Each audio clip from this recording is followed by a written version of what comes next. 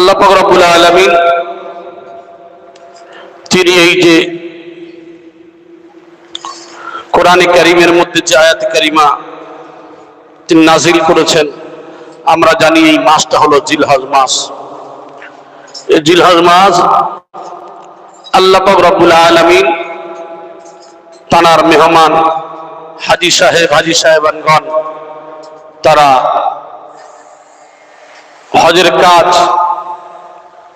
কার্যক্রম যত আছে তারা শুরু করে দিয়েছেন। আসলে আল্লাহ পাক রব্বুল আলামিন তিনি বলছেন, ওয়ালিল্লাহি আলান নাসি হিজ্জুল বাইতি মান ইসতাতাআ ইলাইহি সাবিলা। মানুষের মধ্যে যার সামর্থ্য আছে, যার সক্ষমতা আছে সেখানে যাওয়ার জন্য, তাহলে সে কি করবে? এই বাইতুল্লাহ অর্থাৎ এই ঘর তার কি করতে হবে? হজের জন্য তার অবশ্যই যাওয়া আবশ্যকীয়, তার কর্তব্য। ওয়ামান কাফারা, আর যে অস্বীকার করবে, ফাইন্নাল্লাহা গানিয়্যুন আনিল আলামিন, অতঃপর নিশ্চয়ই আল্লাহ সুবহানাহু ওয়া তাআলা তিনি এই জগতের প্রতি মুখাপেক্ষী নন। আমরা জানি আমরা সবাই আল্লাহর মুখাপেক্ষী, আল্লাহ কারোর মুখাপেক্ষী নন। এই মানুষ আজকের আল্লাহর মেহমান হয়ে তারা পাড়ি দিয়েছেন কোথায়? মক্কাতুল মুকাররমা, যেখানে হাজী সাহেবানগণ তারা লাব্বাইক আল্লাহুম্মা লাব্বাইক, হে আল্লাহ আমি হাজির, এই যে আল্লাহর রাস্তায় তারা হাজির দিয়েছেন। এই যে আল্লাহ পাক রব্বুল আলামিন তাদেরকে ডেকে নিয়েছেন মেহমান হিসাবে, সবার মেহমান হিসাবে কবুল করেননি। আজকের যদি সবাই মেহমান হিসাবে কবুল হয়ে যেত তাহলে সবাই যেতে পারত। আল্লাহ যাদের মেহমান হিসাবে কবুল করে নিয়েছেন তারাই একমাত্র যেতে পারবে। আর মানুষের হলো নিয়ত, এই নিয়তটা তাদের রাখতে হবে। আমরা কি করি? বর্তমান জামানায় কোটি কোটি টাকার মালিক, সম্পদ আছে, অর্থ আছে, কিন্তু আমরা কি করি? কৃপণতা করি। আমরা কৃপণতা করি। অনেক মানুষ যারা ব্যবসা বাণিজ্যে কাজ কারবারের মোহে পড়ে সময় দেয় না, না যাব আমি চাকরি ছেড়ে শেষ হয়ে গেলে যাব, বা ব্যবসাটা আমার পরিপূর্ণ এই জায়গায় চলে আসলে তারপরে যাব, আমার দুটো মেয়ে আছে কি একটা মেয়ে আছে তাদের বিবাহ দেওয়ার পরে যাব। এই সমস্ত মানুষের কার্যকলাপ আমাদের সম্মুখে দেখা যায়। কিন্তু মানুষের যখন যার সামর্থ্য হয়ে যাবে সে সবকিছু ছেড়ে দিয়ে বিলম্ব না করে আগে সেই ডাকের সাড়া দিতে হবে। তাই জন্য করে হযরতে আবু হুরায়রা রাদিয়াল্লাহু তাআলা আনহুর বর্ণনা রয়েছে, এ সম্পর্কে অনেক হাদিস রয়েছে। হাদিসের মধ্যে আসছে আন উমার ইবনে উমর রাদিয়াল্লাহু আনহুমা আন্না রাসূলুল্লাহ সাল্লাল্লাহু আলাইহি ওয়াসাল্লাম ক্বালা বুনিয়াল ইসলাম আলা খামসিন শাহাদাতি আল্লা ইলাহা ইল্লাল্লাহ ওয়া আন্না মুহাম্মাদার রাসূলুল্লাহ ওয়া ইকামিস সালাতি ওয়া ইতাইজ যাকাহ ওয়া হজ্জিল বাইতি ওয়া সাওমি রমাদান। বুখারী ও মুসলিম শরীফের হাদিসের মধ্যে বলা হয়েছে যে হযরত উমর, আব্দুল্লাহ ইবনে উমর রাদিয়াল্লাহু তাআলার বর্ণনা, রাসূলুল্লাহ সাল্লাল্লাহু আলাইহি ওয়াসাল্লাম বলছেন কি, আমরা জানি ইসলামের ভিত্তি হলো 5টি জিনিসের উপরে।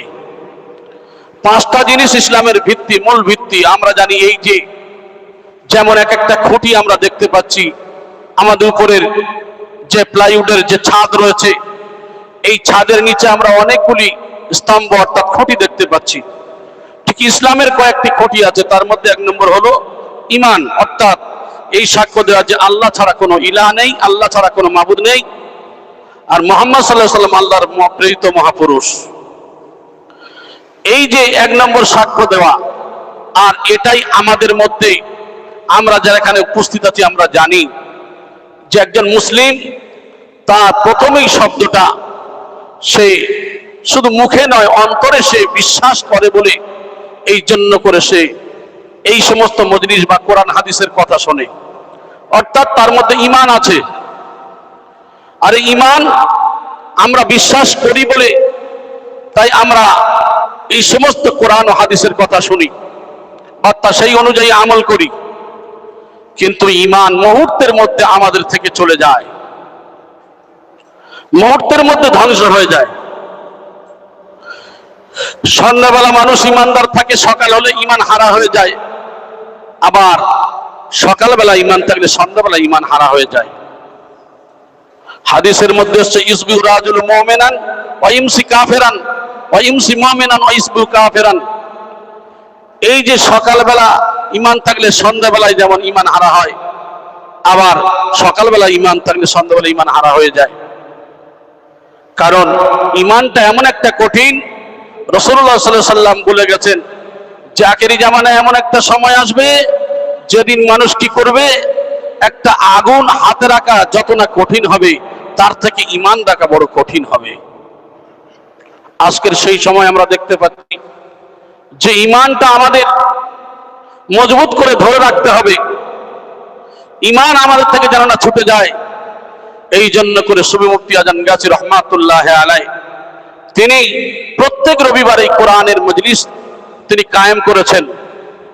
আর তিনি ঈমানটাকে মজবুত করার জন্য আমাদের কি পড়াচ্ছেন, কালেমায়ে শাহাদাত, সুবহানাল্লাহ, লা হাওলা, সুবহান কুদ্দুসুন, এই সমস্ত যত রকম ওজিফা রয়েছে, আমরা সূরা ফাতিহা, ইখলাস, ফালাক, নাস, দরুদ শরীফ এগুলি আমরা পড়ছি। কারণ এই ঈমান আমাদের কোন কাজের জন্য, কি কারণে, অসাবধানতার কারণে আমরা কত ঈমানকে নষ্ট করে ফেলছি। আর এই সমস্ত কোরআনের মজলিসে আসলে আজকের নবী নাই, কিন্তু নবীর উত্তরসূরিরা কিয়ামত পর্যন্ত থাকবে। আর এরা কি করবে, এদের মানুষের ঈমানকে মজবুত করার জন্য এই দ্বীনের দাওয়াত তারা দেবেন। জোরে বলি সুবহানাল্লাহ। তাই এই জন্য করে প্রথম খুঁটি, 1 নম্বর খুঁটি হলো ঈমান। দ্বিতীয় নম্বর কি? দ্বিতীয় নম্বর হলো ইকামাস সালাহ, নামাজ কায়েম করা। নামাজ কায়েম করা, এই নামাজ যে কায়েম করা দ্বিতীয় নম্বর খুঁটি। এই নামাজ আমরা পড়ি, কি করি, অনেকেই 2 ওয়াক্ত পড়ি, কেউ 3 ওয়াক্ত পড়ি, কেউ 4 ওয়াক্ত পড়ি, কেউ নামাজ কাজা করে ফেলি। আমরা অনেকেই আছি ইচ্ছাকৃত নামাজ কাজা করে ফেলি, কিন্তু সুফি মুফতি আজম গাজী রহমাতুল্লাহ দরবারে এই কথাটা সব থেকে কঠিন ভাবে দাওয়াত দেওয়া হয় যে বাবা তোমাকে বিনা কাজায় 5 ওয়াক্ত নামাজ পড়তে হবে, বিনা কাজায় 5 ওয়াক্ত নামাজ পড়বে। এই বিনা কাজায় 5 ওয়াক্ত নামাজ যে তিনি বলেন, আমরা অনেকেই মনে করি তিনি কোথায় পেলেন। আসলে আল্লাহ পাক রব্বুল আলামিন বলেছেন ইন্নাস সালাতা কানাত আলাল মুমিনিনা কিতাবাম মাওকুতা। এই যে নির্দিষ্ট সময়ে যে নামাজ ফরজ করা হয়েছে, আমরা ইচ্ছাকৃত যদি কাজা করা যেত তাহলে আল্লাহ রাসূল সাল্লাল্লাহু আলাইহি সাল্লাম হাদিসের মধ্যে বলেছেন মান তারাকা সালাত মুতাআম্মিদান ফাকাদ কাফার, যে ইচ্ছাকৃত নামাজ তরক করলো সে অবিশ্বাসীর সমপর্যায়। অতএব নামাজ কাজা করা যাবে না, বিনা কাজায় পড়তে হবে। আমাদের 5 মুর্শিদ একই কথা বলে যাচ্ছে, একই কথা আমাদের সম্মুখে বলে যাচ্ছেন। ওলামায়ে হাক্কানি যারা আছেন তারাও একই কথা বলছেন যে বাবা জীবন আর যা হোক আর না হোক বিনা কাজায় 5 ওয়াক্ত নামাজ কায়েম করতে হবে। নামাজ কাজা করা যাবে না কোনো মতে। ফাইন খিফতুম ফারিজালান আও রুকবানান ফাইদা আমিনতুম ফাযকুরুল্লাহ কামা আল্লামাকুম মা লাম তাকুনু তাআলামুন।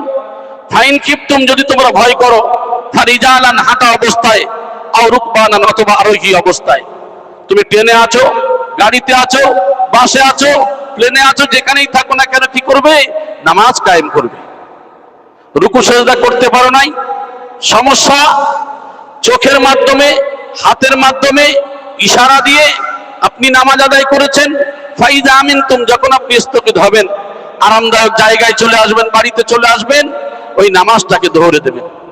কামা আল্লামাকুম মা লাম তাকুনু তাআলামুন, যেটা তুমি জানতে না আমি আল্লাহ তোমাকে শিক্ষা দিয়েছি। জোরে বলেন সুবহানাল্লাহ।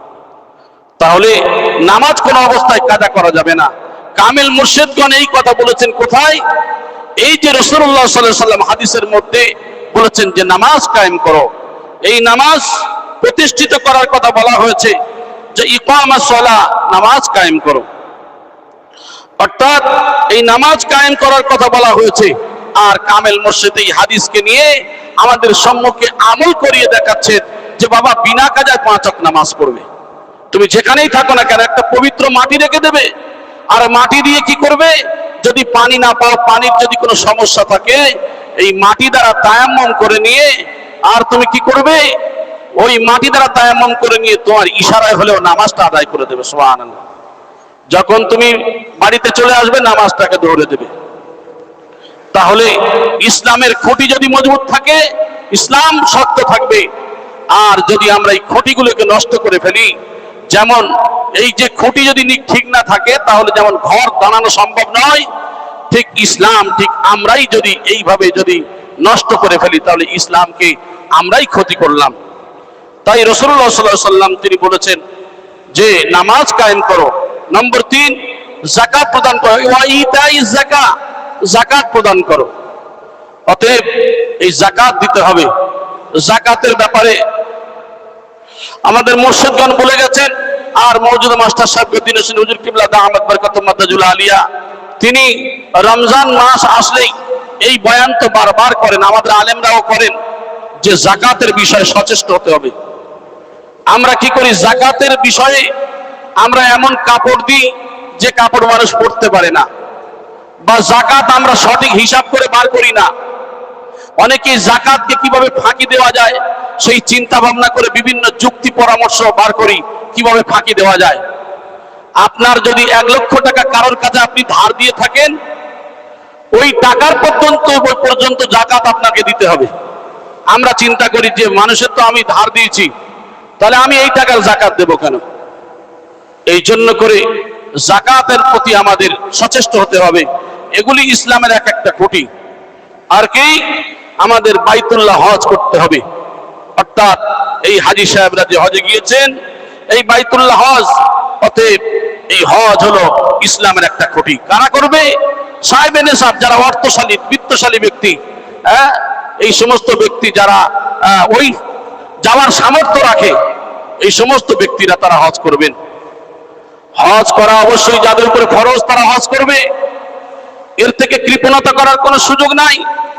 অতএব আল্লাহর মেহমান হয়ে আজকের তানারা পাড়ি দিয়েছেন। আর 5 নম্বর হলো মাহে রমাদানের রোজা রাখা। এই যে রমজানের মাস যে আমাদের থেকে বিদায় নিয়েছে, আমরা অনেকে রমজানের রোজা রেখেছি, অনেকে রাখতে পারি না। তাই রোজা আমাদের জন্য ফরজ। এগুলি ইসলামের এক একটা খুঁটি। অতএব এই খুঁটিগুলো কি করতে হবে? আমাদের সচেষ্ট হতে হবে, আমাদের এর থেকে আমাদের খুব সাবধানতা অবলম্বন করতে হবে। তাই আমাদের ফরজ কাজগুলি করতে হবে। তাই আল্লাহ রাসূল সাল্লাল্লাহু আলাইহি সাল্লাম বললেন, হযরতে আবু হুরায়রা রাদিয়াল্লাহু তাআলা বর্ণনা, রাসূলুল্লাহ সাল্লাল্লাহু আলাইহি সাল্লাম বলেছেন, কি বলেছেন? আমাদের সামনে আল্লাহ নবী সাল্লাল্লাহু আলাইহি সাল্লাম যখন ভাষণ দিলেন, সাহাবায়ে কেরামরা বললেন, আল্লাহ নবী সাল্লাল্লাহু আলাইহি সাল্লাম যখন আমাদের সামনে ভাষণ দিলেন, বললেন, হে লোক সকল, আল্লাহ তোমাদের উপরে বাইতুল্লাহর হজ ফরজ করেছেন। আল্লাহ সুবহানাহু ওয়া তাআলা তোমাদের উপরে কি করেছে? বাইতুল্লাহ শরীফের হজ ফরজ করেছেন। অতএব তোমরা কি করো? হজ পালন করো, হজ পালন করো। একটি লোক বলে উঠল, হে আল্লাহর রাসূল, প্রতি বছর তা করতে হবে কি? একজন সাহাবী বললেন, ইয়া আল্লাহর নবী, প্রত্যেক বছর হজ করতে হবে কি? আল্লাহর নবী সাল্লাল্লাহু আলাইহি সাল্লাম চুপ করে গেলেন, কোনো কথা বললেন না। এইভাবে আবার বললেন, ইয়া রাসূলুল্লাহ, প্রত্যেক বছর হজ করতে হবে কি? আল্লাহর নবী কোনো উত্তর দিলেন না। তিনবার ঠিক এইভাবে বললেন এবং আল্লাহর নবী সাল্লাল্লাহু আলাইহি সাল্লাম নিরুত্তর রইলেন, কোনো কথা বললেন না। পরে আল্লাহর নবী সাল্লাল্লাহু আলাইহি সাল্লাম বললেন, যদি আমি বলতাম হ্যাঁ, তাহলে কি হতো? তাহলে প্রতি বছরে তোমাদের জন্য হজ ফরজ হয়ে যেত, কত কঠিন হয়ে যেত। অতএব একটা মানুষ জীবনে যদি একবার হজ ফরজ হজ করে, তার হক আদায় হয়ে যাবে। আপনার পিতা করতে পারে নাই, আপনি তার পরিবর্তে আপনি বদলি হজ করে দেবেন। আল্লাহ সুবহানাহু ওয়া তাআলা আপনার অর্থ দিয়েছে, সম্পদ দিয়েছে, আপনি হজ করেছেন। এরপরেও আপনার পিতা সে সামর্থ্য ছিল না, করতে পারে নাই, কিন্তু আল্লাহ আপনার অর্থ দিয়েছে, আপনি কি করবেন? বদলি হজ করে দেন। যে পিতা আপনাকে কষ্ট করে মানুষ করেছে, যে মাতা আপনাকে কষ্ট করে মানুষ করেছে, এই মা এবং পিতা দুজনেই যে কষ্ট করে মানুষ করেছে, আপনি তাদের কি করবেন? আপনার আল্লাহ সুবহানাহু ওয়া তাআলা যে অর্থ দিয়েছে, আপনি হজ করলেন, আর তাদের জন্য যদি আপনি বদলি হজ করে দেন আলহামদুলিল্লাহ। এই যে হক তো আমরা আদায় করতে পারি নাই, পিতামাতার হক, পিতামাতার হককে আমরা আদায় করতে পারি নাই, তাই অন্তত পক্ষে কিছু ন্যূনতম হলেও যদি আল্লাহ সামর্থ্য দেন আমাদের অবশ্যই হজ করা উচিত। তাই সেই জন্য করে আল্লাহ নবী সাল্লাল্লাহু আলাইহি ওয়াসাল্লাম যে চুপ রইলেন, আজকের তিনি যদি না চুপ থাকতেন তাহলে কি হতো, আমাদের দ্বারা সম্ভব হতো না প্রত্যেক বছর হজ করা। কত সহজ করে দিলেন। অতএব আমরা কি করে থাকি, সেই হজকে আমরা আজ পর্যন্ত এমন মানুষের জীবনে একবার হজ করতে পারি নাই। হজ করতে যাব করে মানুষ মারা যায়। হুজুর কিবলা প্রায় একটা কথা বলেন যে এমন মানুষ হজ করার নিয়ত বারবার বলার পর নিয়ত করেছে, কেমন নিয়ত করেছে, অন্তর দিয়ে নিয়ত করতে পারে নাই, নিয়ত করতে পারে নাই অন্তর দিয়ে, এমন রোগে পড়ে গেল যে রোগ থেকে সে আর উঠতে পারলো না। এই জন্য করে সবল শিরকুদ্দীন রহমতুল্লাহ আলাইহি এই কথাটা আবার বলতেন যে বাবা নিয়ত করতে তো পয়সা লাগে না, নিয়ত করতে পয়সা লাগে না। অতএব এই যে নিয়তটা তুমি করতে পারলে না, নিয়ত যদি তুমি খালিস নিয়ত করতে পারো তাহলে কি হবে, আল্লাহ পাক রব্বুল আলামিন চাইলে তোমার কিভাবে কবুল করবেন আল্লাহ সুবহানাহু ওয়া তাআলা তা জানেন। আল্লাহ কোন ওসিলায় তোমাকে পাঠাবে, কখন নিয়ত কবুল হয়ে যাবে সে আল্লাহ পাকই ভালো জানেন। এই জন্য করে নিয়ত করতে হবে আমাদের, নিয়তটা আমাদের জন্য খুবই জরুরি। এটা তো কোনো পয়সা লাগে না, নিয়ত করতে হবে হজে যাওয়ার জন্য। রাসূলুল্লাহ সাল্লাল্লাহু আলাইহি সাল্লামকে জিজ্ঞাসা করা হলো যে আল্লাহর নবী সর্বোত্তম কাজ কি, জিজ্ঞাসা করা হলো আল্লাহর নবীকে যে সর্বোত্তম কাজটা কি, আফজাল কাজ কি আছে। তো আল্লাহ রাসূল সাল্লাল্লাহু আলাইহি সাল্লাম কি বললেন, তিনি বললেন আল্লাহ তার রাসূলের প্রতি ঈমান রাখা, আল্লাহর প্রতি বিশ্বাস রাখতে হবে, রাসূলের প্রতি বিশ্বাস রাখতে হবে। আমানতু বিল্লাহি ওয়া রাসূলিহি, এই যে আল্লাহর প্রতি বিশ্বাস রাখা, রাসূলের প্রতি বিশ্বাস রাখা। আর কি করতে হবে, জিজ্ঞাসা করা হলো তারপর কি, আল্লাহর নবী আল্লাহ এবং তার রাসূলের প্রতি বিশ্বাস রাখা, তারপরে কি আছে, তিনি বললেন আল্লাহর পথে জিহাদ করা, আল্লাহর জন্য জিহাদ করা, সত্যের জন্য, ন্যায়ের জন্য জিহাদ করা, পরিশ্রম করা, প্রচেষ্টা করা। পুনরায় জিজ্ঞাসা করা হলো অতঃপর তারপরে কি, তিনি বললেন যে মবরুর হজ করা, অর্থাৎ এই হজ পালন করা। তাহলে এই হজ সম্পর্কে কত গুরুত্ব সহকারে আল্লাহ রাসূল সাল্লাল্লাহু আলাইহি সাল্লাম বলেছেন। এগুলো হলো আফজাল কাজ, এক একটা কাজের কত গুরুত্ব আছে। আল্লাহকে বিশ্বাস করবে, তার রাসূলকে বিশ্বাস করবে, আর আল্লাহর পথে জিহাদ করবে, আর মবরুর হজ করবে। আমরা জানি উম্মাহাতুল মুমিনিন হযরত আয়েশা রাদিয়াল্লাহু তাআলা আনহার বর্ণনা, আয়েশা রাদিয়াল্লাহু তাআলা আনহা বললেন ইয়া রাসূলুল্লাহ, আমরা মেয়েরা কি জিহাদের ময়দানে যেতে পারবো না? আল্লাহ নবী সাল্লাল্লাহু আলাইহি সাল্লাম বললেন তোমরা মবরুর হজ করো, অতএব তোমরা যদি হজ করো তোমাদের কি হবে, জিহাদের সওয়াব পেয়ে যাবে। সুবহানাল্লাহ। তাহলে বোঝা যায় হজ যার বিকল্প কিছু নেই। বলা হয়েছে যে এক উমরা থেকে আর এক উমরা এর মধ্যবর্তী যে সময় বলা হয়েছে মানুষ কি করে, তার কাফারা স্বরূপ তার গুনাহ মাফ হয়ে যায়। আর যদি কেউ মবরুর হজ করে, খালিস নিয়ত নিয়ে আল্লাহর জন্য যদি কেউ হজ করে, তাহলে সে কি করবে, সে হয়ে গেল জান্নাতি। জোরে বলি সুবহানাল্লাহ। যদি কেউ মকবুলিয়াত হজ করে, মবরুর হজ করে, সে জান্নাতি। সেই হজ কেমন হবে, আল্লাহর জন্য হতে হবে। এই প্রত্যেক কাজটা আল্লাহর জন্য যদি না হয় তাহলে আমাদের জীবনটা সব বেকার।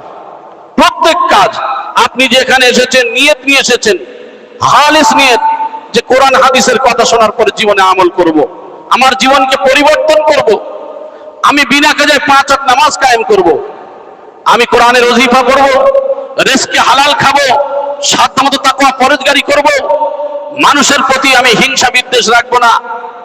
এই সমস্ত কাজগুলি যদি আমি আপনি করতে পারি তাহলে আমি আপনি কামিয়াব হব। আপনারা জানেন এর হাদিসটাও আমাদের মাওলানা সাহেবরা তো করেন, আমি আপনাদের একটু স্মরণ করিয়ে দেওয়ার জন্য কথাটা বলছি।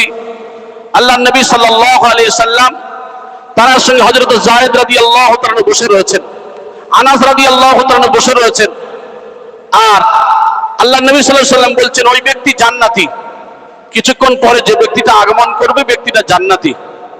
তো আসার পরে দেখলেন যে তিনি হলেন সাদ ইবনে আবি ওয়াক্কাস রাদিয়াল্লাহু তাআলা আনহু। এই সাহাবীকে দেখলেন, দেখার পরে কিছু বললেন না। আবার আল্লাহর নবী সাল্লাল্লাহু আলাইহি ওয়াসাল্লাম আবার বলছেন তার পরের দিন যে এখনই আপনাদের মধ্যে যে উপস্থিত হবেন তিনি হলেন জান্নাতি। আবার দেখলেন সেই একই ব্যক্তি। তৃতীয় দিন আবার একই কথা বললেন, আবার দেখলেন সেই একই ব্যক্তি। হযরত আমর ইবনে আল-আস রাদিয়াল্লাহু তাআলা আনহু তিনি কি করলেন, তিনি মেহমান হলেন, তার বাড়িতে 3 দিনের জন্য মেহমান হলেন। মেহমান হয়ে তার বাড়িতে গেলেন, তিনি বিছানায় শুয়ে আছেন কিন্তু নিদ্রায় শুয়ে আছেন, কিন্তু নিদ্রায় যান নাই, অর্থাৎ ঘুমিয়ে পড়েন নাই, চোখ বন্ধ করে চুপচাপ রয়েছেন। খেয়াল রেখেছেন মানুষের জীবনে আমল কি আছে দেখবো এই মানুষটার জীবনে। দেখেন তিনি রাতের বেলাতে কোনো নফল ইবাদত করেন নাই। তিনি কি করলেন, ফজরের সময় উঠলেন, সুন্দর করে উত্তম রূপে ওযু করলেন এবং নামাজ পড়তে গেলেন। 3 দিন দেখলেন একই অবস্থা। তিনি আর চুপ থাকতে পারলেন না, তখন বলে আল্লাহর নবীর সাহাবী তোমার জীবনে আমল কি আছে আমাকে বলতে হবে, তুমি কি এমন আমল করো? তখন বলছে আমি তো এমন কিছু আমল করি না। কি করি? আমি শুধু এতটুকুই করি যে আমার কাছে আমি মনে করে হিংসা রাখি না। সুবহানাল্লাহ। আমি মনে করে হিংসা রাখি না। আমার প্রতি যদি কেউ কোনো কটু কথা বলে হিংসা করে, কিন্তু আমি তাকে ক্ষমা করে দিই। সুবহানাল্লাহ। আমি হিংসা রাখি না মনের মধ্যে, আমি মানুষকে শোয়ার সময় ক্ষমা করে দিই। আর দ্বিতীয় নম্বর হলো আমি ওযু করি উত্তম রূপে, এই সালাত আদায় করি। দেখেন তাহলে বোঝা যায় যে মানুষের ক্ষমা করা এটা একটা মহৎ গুণ। ক্ষমা করাটা একটা মহৎ গুণ। আমরা কি করি, কোনো মানুষ যদি অন্যায় করে তার সেই অন্যায়টাকে নিয়ে আমি চিন্তা করি ও আমার অপমান করেছে, আমি কি করে ওর অপমান করব। এই চিন্তা ভাবনা করে ওর সঙ্গে ওর কানে এমন কথা বলে দেখা যাচ্ছে ওই মানুষটার প্রতি চিন্তা করছে মানুষটা এমনই হয়, মানুষটা এমনই হয়। আজকের আমাদের মুর্শিদ সাবধান করে দিচ্ছেন, আমাদেরকে বারবার সাবধান করে দিচ্ছেন যে আমরা কারোর প্রতি হিংসা করব না। হিংসা কি করে? মৃত ভাইয়ের গোশ খাওয়া যেমন, ঠিক মৃত ভাইয়ের গোশ খাওয়া ঠিক ওই রূপ গুনাহ। আমরা এমন কাজ কেন করব? আর আল্লাহ রাসূল সাল্লাল্লাহু আলাইহি ওয়াসাল্লাম বললেন ওই ব্যক্তি জান্নাতি যার মধ্যে হিংসা থাকবে না, মানুষকে ক্ষমা করতে জানে। আমাদের মধ্যে মানুষের চাল চলনের মধ্যে অনেক অন্যায় অবিচার মানুষের মধ্যে হবে, অনেক ভুলভ্রান্তি হবে, কিন্তু আমাদের মহৎ গুণ হবে ক্ষমা করা। ক্ষমা করাটাই হলো মহৎ গুণ। তাই আমরা কি করব? মানুষকে ক্ষমা করব। আর এই ক্ষমা করার কারণে সাদ ইবনে আবি ওয়াক্কাস রাদিয়াল্লাহু তাআলা আনহু ইনি কি করেছেন, ওই তিনি জান্নাতি বলে আল্লাহ রাসূল সাল্লাল্লাহু আলাইহি ওয়াসাল্লাম ঘোষণা দিয়েছেন। সুবহানাল্লাহ। তাহলে বোঝা যায় যে ত্যাগ করার মাধ্যমে উত্তম কিছু পাওয়া যায়। খুশিদা হুজুর কেবল একটা কথা বলতেন, সবলশিয়পুরী রহমতুল্লাহ আলাইহি, বাবা চালাকি চতুরতার ফুক ফাঁকের দ্বারা বড় হওয়া যায় না, ত্যাগ আর সাধনার দ্বারা বড় হওয়া যায়। এই কথা দেখেন আমাদের মুর্শিদরা একই ভাবে বলেন। সুবি মাস্টার সাহেব দিনেশ হুজুর কেবল এই কথাই তিনি আমাদের সম্মুখে বলেন যে চালাকি চতুরতার দ্বারা বড় হওয়া যায় না, ত্যাগ সাধনার দ্বারা বড় হওয়া যায়। একটা ছোট্ট ঘটনা বললে বুঝতে পারবেন। এক মক্কা শরীফের একজন স্থায়ী বাসিন্দা, একজন বুজুর্গ আল্লাহওয়ালা মানুষ, তিনি পেটের দায়ে ক্ষুধার যন্ত্রণায় গরিব মানুষ কাজের খোঁজে রাস্তায় বার হয়েছেন। যেতে যেতে একটা সোনার হার কুড়িয়ে পেয়েছেন। এই সোনার হার কুড়িয়ে পাওয়ার পরে এই হারটাকে নিয়ে তিনি চিন্তা করছেন যে এটা আমি তো নিয়ে নিলে নিতে পারতাম, কিন্তু এটা কার জিনিস, এটা আমানত হিসাবে আমি যখন পেয়েছি, অতএব যার জিনিস তার কাছে আমার পৌঁছে দিতে হবে, এই আমানতকে পৌঁছানো আমার দায়িত্ব। তাই তিনি পেরেশান হয়ে গেলেন। খোঁজ করতে করতে তিনি কাবা শরীফের চত্বরে চলে গেলেন। কাবা শরীফের চত্বরে যাওয়ার পরে সেখানে দেখলেন একজন মানুষ, সে হয়রান হয়ে গেছে, খোঁজ করে করে পেরেশানের মধ্যে পড়ে গেছে। তো এই ব্যক্তি গিয়ে কি করলেন যে আপনি কি খোঁজ করছেন? বলে বাবা আমার একটা হার হারিয়ে গেছে। তো তিনি কি করলেন, ওই আমানতটাকে নিয়ে, ওই হারটাকে নিয়ে তার হাতে তুলে দিলেন এবং তিনি কিছু উপঢৌকন দিতে চাইলেন, পুরস্কার দিতে। আমরা যেমন দেখবেন কোনো জিনিস যদি হারিয়ে যায়, কেউ যদি পেয়ে আমাকে দেয়, আমরা কি করি? মনে করুন কারো আই কার্ড, আধার কার্ড বা খুব উপযুক্ত কোন একটা ভালো ধরনের জিনিস যদি হারিয়ে যায়, আমাদেরকে কেউ যদি খুঁজে দেয়, আমরা কি করি? ভাই আপনি মিষ্টি খাবেন, এই কিছু টাকা রেখে দেন, মিষ্টি খাবেন। ঠিক ওই জামানায় এই হার যখন দিলেন, তখন তিনি একটা উপঢৌকন দিতে চাইলেন, উত্তম উপঢৌকন, কিন্তু তিনি গ্রহণ করলেন না, তিনি নিলেন না। বরং তিনি কি করলেন? তিনি দোয়া করছেন যে আল্লাহ, এর থেকে আমার কিছু উত্তম কিছু দান করুন, এর থেকে আমাকে কিছু উত্তম দান করুন কিছু। এই দোয়া তিনি করলেন। আর যে ব্যক্তি যার মালকে ফিরিয়ে দিয়েছে, যে দিতে চাইলো নিল না, তখন তিনিও দোয়া করলেন যে আল্লাহ, আমার যে কন্যা সন্তান রয়েছে, তিনি তার মনের দোয়া করলেন, এ পুরুষও জানে না। তিনি দোয়া করলেন, হে আল্লাহ, আমার জন্য এমন, আমার মেয়ের জন্য এমন ছেলে যেন এমন পাই, এমন সৎ ও চরিত্রবান, এমনই ছেলে যেন আমার মেয়ের জামাই হয়। এই নিয়ত করেছেন কোথায়? কাবা শরীফের চত্বরে নিয়ত করেছেন এবং দোয়া করেছেন। প্রতিমধ্যে ইনি গরিব মানুষ, ইনি কি করেছেন? কোন এক সমুদ্র পাড়ি দিয়েছেন রোজগারের জন্য, ইনকামের জন্য, রোজগার করার জন্য। তিনি কি করলেন? তিনি এই সমুদ্র পথে যাত্রা শুরু করলেন এবং সেই সমুদ্রের নৌকাটা ডুবে যায়। ডুবে যাওয়ার পরে সব মানুষ মারা গেল, শুধু এই বুজুর্গ, এই আল্লাহওয়ালা, এই সালেহীন বান্দা, ইনি কি করলেন? ওই যে নৌকার একটা কাঠ ধরে তিনি কি করলেন? আল্লাহ সুবহানাহু ওয়া তাআলা তার ভাসিয়ে ভাসিয়ে তাকে একটা দ্বীপে পর্যন্ত পৌঁছে দিলেন। সুবহানাল্লাহ। যখন ওই দ্বীপে পৌঁছে গেলেন, দ্বীপে যাওয়ার পরে দেখতে পেলেন একটা সুন্দর মসজিদ। সেখানে গিয়ে তিনি কি করলেন? তিনি যখন ওই মসজিদে দায়িত্ব নিয়ে কোরআন তেলাওয়াত যখন শুনলেন, সেই এলাকার মানুষরা তারা মুগ্ধ হয়ে গেল। মক্কার মানুষ এত সুন্দর কোরআন তেলাওয়াত করে, তো কি করলেন? তারা মনোমুগ্ধকর হয়ে বললেন, আপনি এক কাজ করুন, আমাদের সন্তান সন্ততি যারা আছে এদেরকে আপনি কি করান? এই কোরআন পড়াবেন, আর তার সাথে সাথে আপনি লেখাও শেখাবেন। এই করে তাকে রেখে দেওয়া হলো। কিছুদিন যাওয়ার পরে তার কাছে প্রস্তাব দেওয়া হলো, হে আল্লাহর বান্দা, আপনি যদি মনে করেন আমাদের এই এলাকায়, আমাদের এই গ্রামে এমন একজন ধনী ব্যক্তি ছিলেন, সব থেকে ধনী ব্যক্তি, তার কন্যা এতিম হয়ে গেছে, মানে বৃদ্ধ মানুষটা মারা গেছে, সে এতিম হয়ে গেছে, ওই মহিলার বিবাহ করার জন্য আপনার কাছে আমরা প্রস্তাব পাঠিয়েছি, যদি আপনি তা গ্রহণ করেন, ওই মেয়ের সঙ্গে আপনাকে বিবাহ দেওয়া হবে। তিনি কিছুক্ষণ পর অনুমতি দিলেন। দেওয়ার পরে তার বিবাহ কাজ সম্পন্ন হয়ে গেল। বিবাহ কাজ যখন সম্পন্ন হয়ে গেল, তারপরে তার কি করলেন? যখন তিনি ঘরে প্রবেশ করলেন, ওই গলাতে দেখতে পেলেন একটা সোনার হার। এবং কোন সোনার হার? তার চোখে পড়লো যে এই সোনার হার তো আমি মক্কা শরীফেতে কুড়িয়ে পেয়েছিলাম। এই মহিলার, অর্থাৎ আমার যে বিবি হয়েছে, এর গলায় হারটা আসলো কিভাবে? উনি জানতে চাইলেন যে আল্লাহর বলতে চাইলেন, হে আমার বিবি, এই হারটা তোমার গলায় যে দেখতে পাচ্ছি, এই হারটা তুমি কোথায় পেলে? তখন ওই মহিলা, তার বিবি বললেন, দেখো, এই হারটা আমার আব্বা যখন মক্কা শরীফে গিয়েছিলেন সেখানে হারিয়ে যায়। হারিয়ে যাওয়ার পরে এই হারটা একজন ব্যক্তি কুড়িয়ে পেয়েছিলেন। কুড়িয়ে পাওয়ার পরে আমার আব্বার হাতে তুলে দেন হারটা।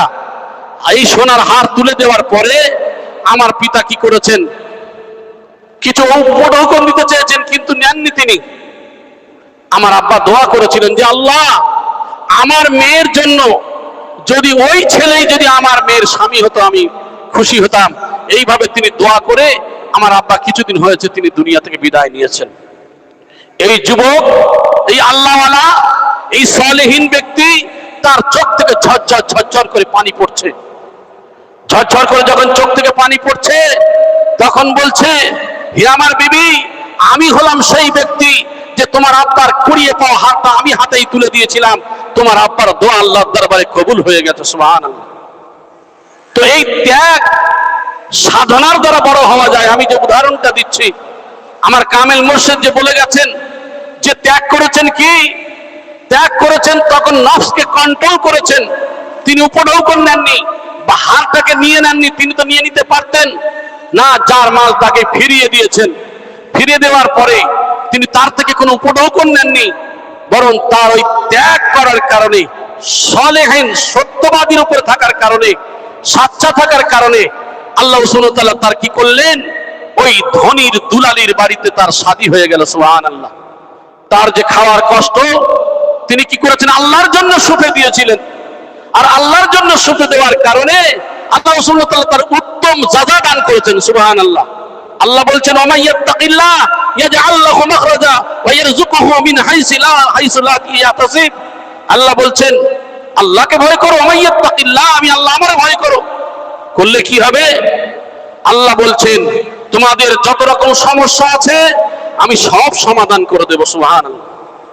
শুধু তাই নয়, সমাধান শুধু নয়, আমি আল্লাহ তোমাদের এমন ভাবে রিজিকের ব্যবস্থা করে দেব যা তোমরা টেরও পাবে না। সুবহানাল্লাহ। এই যে রিজিক, হালাল রিজিকের জন্য আমার মুর্শিদ বারবার তিনি এই কোরআন ও হাদিস থেকে নিয়ে বলেন কি, যে বাবা রিজকে হালাল তোমরা কি করো? অন্বেষণ করো। হাদিসের মধ্যে এসেছে, তলাব কাসবিল হালালি ফরিজাতু বাদাল ফরিজা, অন্যান্য ফরজের ন্যায় হালাল রুজি তালাশ করো। এই হালাল রুজি যদি না খাও, তোমার ইবাদত বন্দেগী, তুমি তাকবীরে উলার সঙ্গে ইবাদত করবে, নামাজ পড়বে, সুন্দর করে তোমার নামাজ সবকিছু হবে, কিন্তু তোমার যদি খাদ্য যদি হারাম হয়ে যায়, হালাল খাদ্য যদি না থাকে, তোমার সব বরবাদ হয়ে যাবে, বরবাদ হয়ে যাবে। এই জন্য করে হালাল খাদ্য খেতে হবে। তাই হাদিসে কুদসির মধ্যে বলা হয়েছে, কোরআনের বহু আয়াত রয়েছে, ইয়া আইয়ুহার রাসূল কুলু মিনাত তাইয়্যিবাতি ওয়া আমালু সালিহান। হে রাসূল, সর্বপ্রথমে হালাল খাও, তারপরে সৎ কাজ করো। ইয়া আইয়ুহাল্লাযীনা আমানু, হে ঈমানদারগণ, কুলু, তুমি খাও, মিন তাইয়্যিবাত, পাক পবিত্র বস্তু, মিম্মা রাযাকনাকুম, যা তোমাদের জন্য রিজিক হিসাবে দেয়া হয়েছে। তাহলে বোঝা যায় যে আল্লাহ রাসূল সাল্লাল্লাহু আলাইহি ওয়াসাল্লামকে আল্লাহ উপদেশ দিয়েছেন, হে রাসূল, আগে হালাল খাও, তারপরে সৎ কাজ করো। হে ঈমানদারগণ, তোমাদের মধ্যে যে পবিত্র বস্তু দিয়েছি তার থেকে তোমরা ভক্ষণ করো, অতএব হালাল খেতে হবে। এই যে হাদিসগুলো নিয়ে এবং কোরআন নিয়ে আমাদের মুর্শিদ আমাদের সম্মুখে এই কথাই শুনিয়ে আমল করানোর জন্য এই প্রচেষ্টায় পরিশ্রম করে যাচ্ছেন। সুবহানাল্লাহ। আমাদের কি করতে হবে? এটাকে শোনার পরে মেনে নিতে হবে, মেনে নিতে হবে। না মানলে, আমরা শুনলাম মেনে নিলাম না, তাহলে শোনাই সার হয়ে গেল, কোনো কাজে আসবে না, কোনো কাজে আসবে না। এই জন্য করে আমাদের কি করতে হবে? এই সঠিক পথ, সত্যের পথে আমাদের চলতে হবে। আর এই হজ ফরজের সম্পর্কে অনেক কথা রয়েছে, এর এক একটা মর্যাদা, এর এক একটা সম্মান, এক একটা হাজী সাহেবের যে সম্মান রয়েছে তা তো বলা বাহুল্য। আমার আপনার মুর্শিদ প্রায় রবিবারে শোনাচ্ছেন, وعنه قال سمعت رسول الله صلى الله عليه وسلم يقول من حج فلم يرفث ولم يفسق رجاء كيوم ولدته امه। উক্ত রাবী রাদিয়াল্লাহু তাআলা থেকে বর্ণিত, তিনি বলেন, রাসূলুল্লাহ সাল্লাল্লাহু আলাইহি সাল্লামকে এই কথা বলতে শুনেছি, যে ব্যক্তি আল্লাহর জন্য হজ পালন করবে, যে ব্যক্তি আল্লাহর উদ্দেশ্যে হজ পালন করবে এবং তাতে কোনো অশ্লীল কাজ এবং কোনো পাপাচার করলো না, সে ব্যক্তি ঠিক ওই দিনটার মতো যেদিন তার মায়ের পেট থেকে জন্ম নিয়েছিল, মায়ের পেট থেকে প্রসব হয়েছিল, ঠিক ওই রূপ হয়ে সে নিষ্পাপ হয়ে বাড়িতে ফিরবে। সুবহানাল্লাহ। একজন হাজী সাহেব, সে আল্লাহর জন্য হজ করবে, খালিস নিয়ত নিয়ে হজ করবে। এই খালিস নিয়তে যখন যাবে, আর সেখানে যাওয়ার পরে ধৈর্যের সঙ্গে, সবরের সঙ্গে কাজ করতে হবে। এমন ধৈর্য, বিভিন্ন সমস্যার সম্মুখীন আপনার সম্মুখীন হতে হবে। দেখবেন কোন খাওয়ার জন্য গন্ডগোল হতে পারে, শয়তান ওই জায়গাগুলো ওয়াসওয়াসা আপনাকে বেশি দেবে। এই যে ওয়াসওয়াসায়, শয়তানের ওয়াসওয়াসা থেকে মানুষকে বাঁচতে হবে। খালিস নিয়ত নিয়ে আল্লাহর জন্য, আল্লাহর ভয় করে যখন আপনি দেখবেন কোনো পাপ করলেন না, কোনো গুনার কাজ করলেন না, এই সমস্ত কাজ থেকে আপনি হজ করলেন। আল্লাহ রাসূল সাল্লাল্লাহু আলাইহি সাল্লাম হাদিসের মধ্যে কি বলছেন, যে মায়ের পেট থেকে যেমন বাচ্চা প্রসব হয়, যেমন কোনো গুনাহ থাকে না, ঠিক তদ্রূপ ওই যে হাজী সাহেব, তার ওই যে দুনিয়ায় তার কোনো আর গুনাহ নাই। সুবহানাল্লাহ। নিষ্পাপ বাচ্চা, নিষ্পাপ বাচ্চার মতো। অতএব এই হজ করতে গেলে সে কি করবে? ঠিক ওইরূপ হজ করবে যার মধ্যে কোনো রিয়া থাকবে না, যার মধ্যে অহংকার থাকবে না। আমরা হজ করার পরে আমরা কি করি? আমার নামের পূর্বে আগে কি করে আলহাজটা বসবে সে চিন্তা ভাবনা করি। আমাকে হাজী সাহেব না বললে মনে ঠিক আনন্দ লাগে না যে আমাকে হাজী সাহেব বলে নাই, আমি এত লক্ষ টাকা হজ করে এসেছি, আমাকে হাজী সাহেব বলে ডাকে না। হাজী সাহেব বললে আমরা বড় খুশি হই। আপনি যদি আলহাজ বসানোর উদ্দেশ্যে যদি হজ করেন, আপনার যদি নিয়ত থাকে যে আমি ওখান থেকে ঘুরে এসেছি মানে লোকে আমাকে হাজী সাহেব বলবে, এই নিয়ত যদি থাকে তাহলে সব বেকার। এই জন্য করে আল্লাহর জন্য হজ করতে হবে, আল্লাহকে খুশি করার জন্য করতে হবে।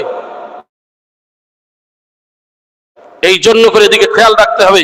ওয়া আনহু আন্না রাসূলুল্লাহ সাল্লাল্লাহু আলাইহি সাল্লাম ক্বালা আল উমরাতু ইলা আল উমরা কাফারাতুল লিমা বাইনাহুমা, যে হাদিসের মধ্যে যে কথাটা আমি বলছিলাম এতক্ষণ সেই হাদিস। অতএব যে একটা উমরা হতে পরবর্তী উমরা পর্যন্ত এই দুইয়ের মধ্যে কি যত রকম পাপ রয়েছে কাফারা স্বরূপ সব আল্লাহ সুবহানাহু ওয়া তাআলা ধুয়ে মুছে সাফ করে দেন। সুবহানাল্লাহ। আর যদি কেউ মকবুল হজ করে তাহলে কি হবে? তার জান্নাত ছাড়া আর কিছুই নয়। সুবহানাল্লাহ। এই হাদিস আমি আগে বললাম যে হজ করবে সে, এই হজে যাবে। অতএব সে কি করলো? খালিস জন্য যদি হজ করে ওই ব্যক্তি জান্নাতি, কারণ যার পাপ নেই সে তো নিষ্পাপ এবং সেই ব্যক্তি তো জান্নাতি। সুবহানাল্লাহ।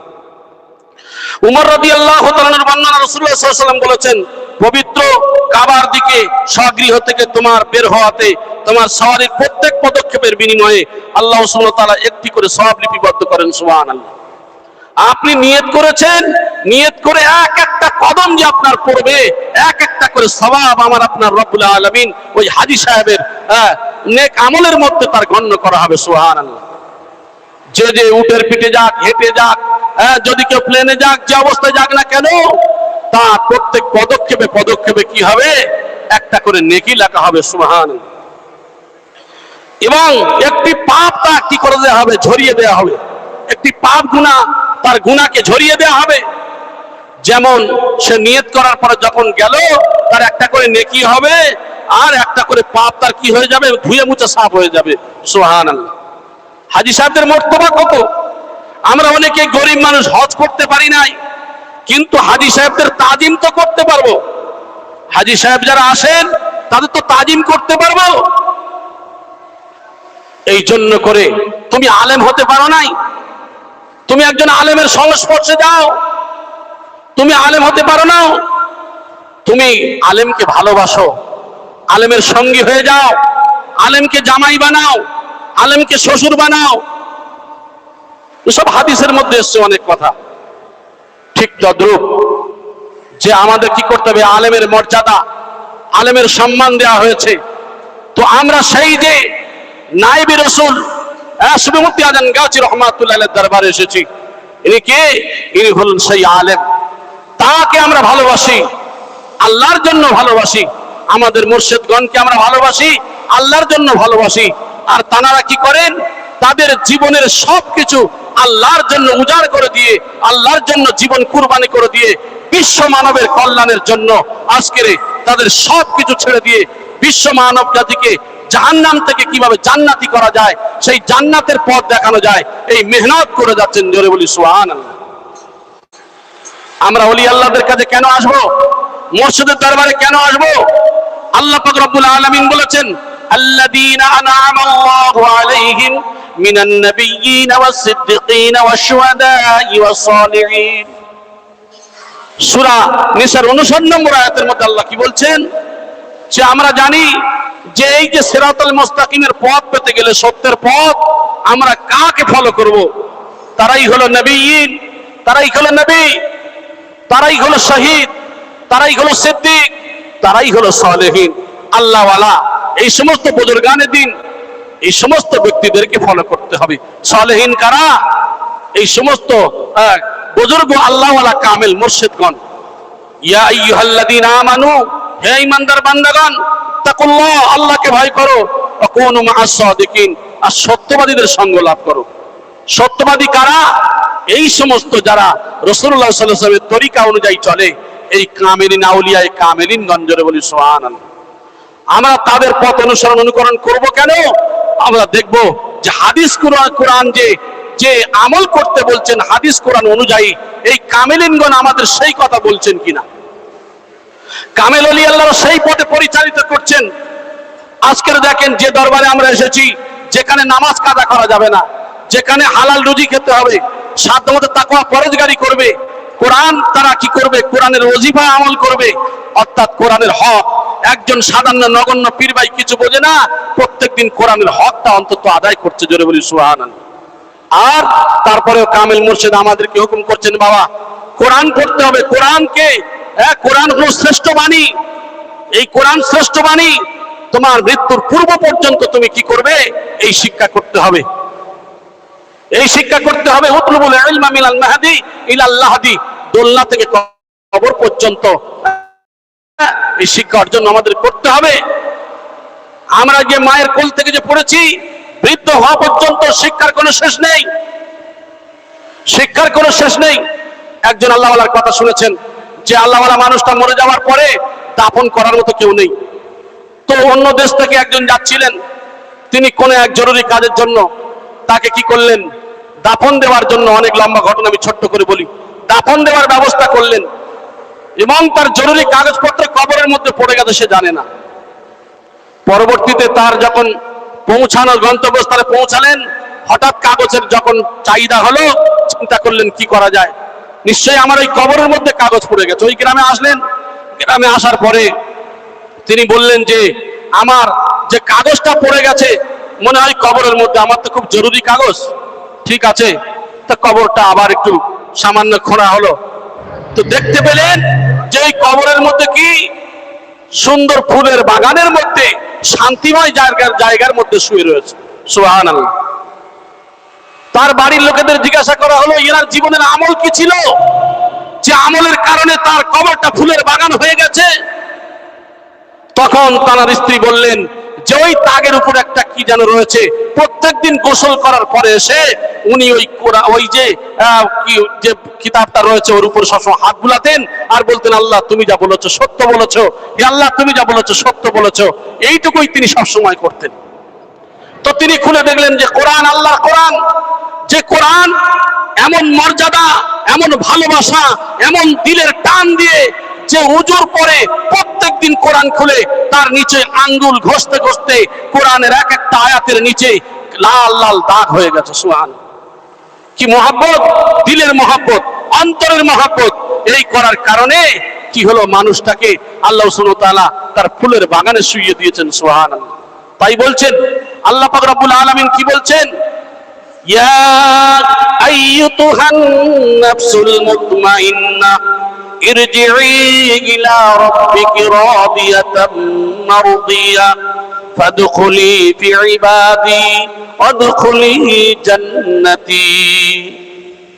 হে নফসে মুতমাইন, হে আত্মা, পরিশুদ্ধ আত্মা, এসো আমার কাছে এসো, আমি রব, তোমরা আমার ইবাদত করো, আমার ইবাদত করার আমার জান্নাতে চলে যাও। জোরে বলি সুবহানাল্লাহ।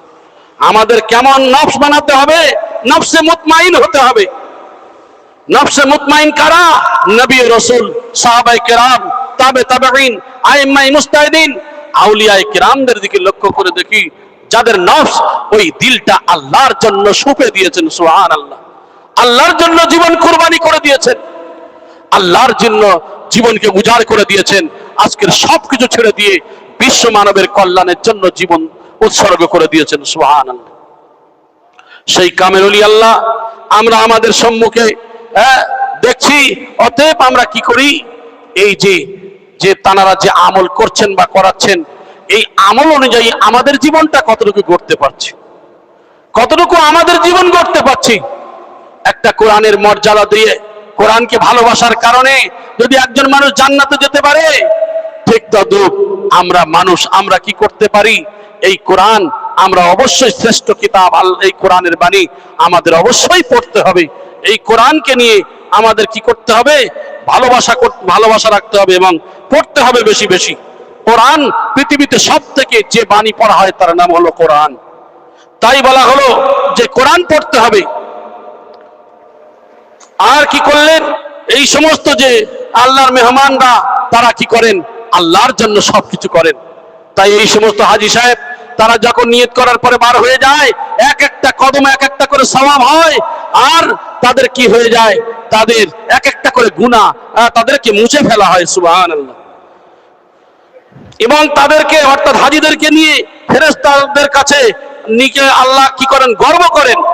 আল্লাহ গর্ব করেন, বলেন আমার বান্দাগণ আলু থালু কেশে ধুলা মলিন বেশে, দেখো তাদের চেহারার হাল নাই, ধুলো মেখে তাদের গায়ের পোশাক একই পোশাক, কি অবস্থায়, কত ধনী ধনাঢ্যশালী ব্যক্তি, দেখো আমি আল্লাহ আমার হুকুমকে মানার জন্য তাদের মাথায় কোনো ধুলাবালি, শরীরে ধুলাবালি নিয়ে এই যে দূর দূরান্তর পথ তারা অতিক্রম করে আমি আল্লাহ সুবহানাহু ওয়া তাআলা আমার কাছে এসেছে রহমতের আশায়, আমি আল্লাহ আমার রহমতের আশা করে, অথচ তারা আমাকে দেখেনি। তারা আমাকে দেখলে তাহলে কি করতো? তারা তো দেখেনি আমাকে। আপনারা জানেন হাজী সাহেবরা যখন ইহরাম বাঁধেন, ইহরাম বেঁধে মিনা থেকে আরাফা, আরাফা থেকে মুজদালিফা, এই যে মুজদালিফা থেকে আবার মিনাতে কাঙ্কর মারা, যতক্ষণ কুরবানি হয়ে যায় মাথা মুন্ডন করেন, তারপরে পোশাক পরেন। এই যে কে ধনী, কোটি কোটি টাকার মালিক, সব একই পোশাকে, কে ধনী কে গরিব কে আমির বড় বিষয় নয়, একই, কে কালো কে পরিষ্কার, কে কোন দেশের মানুষ, কোনো ভেদাভেদ নাই, সব একই পোশাকে আল্লাহর জন্য জীবন কুরবানি করে দিয়েছেন। সারা শরীরে ধুলাবালি, ডানলপের বিছানা সারা শোয় না, বাড়িতে 60-70 হাজার 1 লাখ টাকার খাটে শোয়, মুজদালিফাতে গিয়ে ওই ধুলার উপরে, বালির উপরে, ওই মরুভূমিতে তারা শুয়ে থাকে। নিজেদের একটা প্লাস্টিক হোক, যে কোনো হোক, বস্তু হোক, বিছিয়ে দিয়ে তারা আল্লাহর পাগলেরা শুয়ে থাকে। আল্লাহ খুশি হয়ে যান। আল্লাহ খুশি হয়ে বলে, আরে আমার ফেরেশতারা দেখো, আমি আল্লাহ আমার গর্ব হয়, বান্দাকে সৃষ্টি করতে নিষেধ করেছিলে, আজকের দেখো আমার বান্দারা আমার জন্য আমার রহমতের আশায় তারা কি করছে, দেখো তাদের শরীরে ধুলা বালি, শরীরে মাথার কোনো অবস্থা নাই, শরীরে ধুলাবালি, এই অবস্থায় দেখো আমাকে, আমার জন্য তারা লালায়িত। অতএব আমি আল্লাহ সুবহানাহু ওয়া তাআলা আমাকে দেখে নাই, আমার জান্নাতকে তারা দেখে নাই, অতএব আমি আল্লাহ সুবহানাহু ওয়া তাআলা তাদের খুশি হয়ে যায়। সুবহানাল্লাহ।